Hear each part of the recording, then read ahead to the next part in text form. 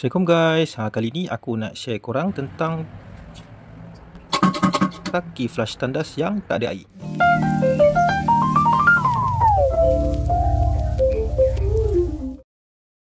So kita bukalah nak siasat apa masalah dia.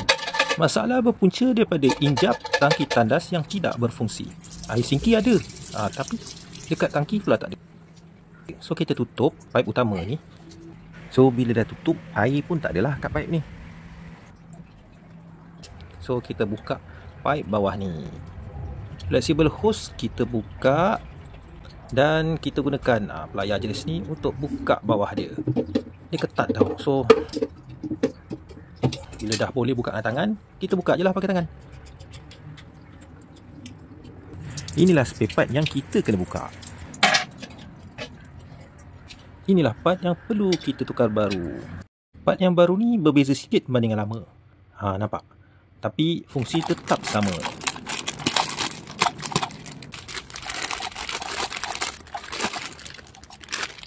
Kita akan berikan hos halus ni.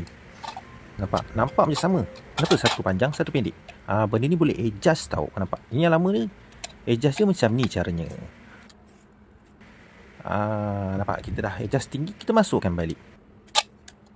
Untuk jenis yang baru ni, nampak? Ada benda ni. Dia advance sikit lah banding yang lama tu kan. Warna pun warna merah. Kita tolak ke bawah, adjust. Tolakkan ke tepi dan dia boleh boleh tolak naik dan ke atas. Ngam dah tinggi dia, kita lockkan balik. Cantik. Okey, kita tanggalkan bowl dengan washer dia. Dia bagi dua ni lah, kita kena simpan. Kita masukkan ke dalam lubang tangki yang disediakan. Dan benda ni kita masukkan daripada luar sebelah bawah.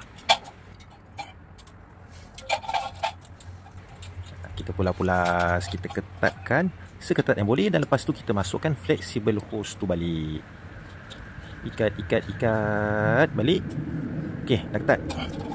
Kita buka lah pipe utama tadi. Nak tengok macam mana, okey ke tak? Kita tunggu air naik. Air dia tengah masuk ni. Naik jap kan. Ini hose yang halus tadi, kita masukkanlah benda ni kat sini. Barulah kemas sikit. Air tu tak adalah memancut macam tu je. Settle. Okey, bila kita tarik dia berhenti. Dia lepas dia keluar. Ini function lah ni. Kita susun elok dekat celah tu dan kita try sekali lagi. Okey. Cantik dah ni. So kita tutup balik, tutup dia. Kita buka, nak tengok function tak.